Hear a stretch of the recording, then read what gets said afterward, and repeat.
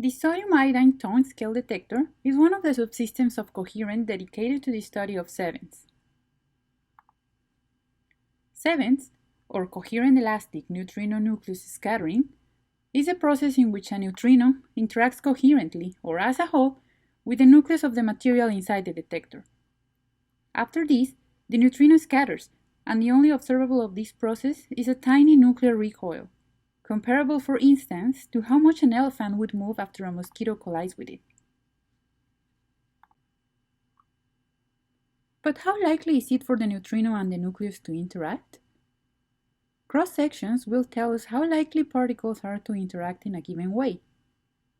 They can help describe what happens when a particle hits a nucleus. In elastic reactions, like sevens, particles bounce off one another but maintain their identities, like two ricocheting billiard balls. As a result of the neutrino interacting coherently with the protons and neutrons within the nucleus, there is an enhancement in the cross-section, which turns out to be quadratic in the number of neutrons, n.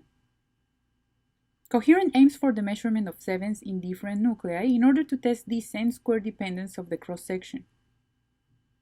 Thus far, the collaboration has been able to observe sevens in cesium iodine and liquid argon detectors, and measurements on germanium and sodium are coming soon.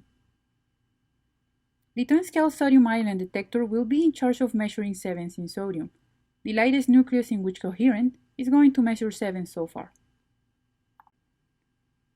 The detector will start with 5 modules, each of which has 63 7.7 kilograms sodium iodine scintillators surrounded by water bricks that shield the detector from neutrons, which can produce signals that are very similar to sevens, as well as LED panels that act as shielding to gamma rays from the environment.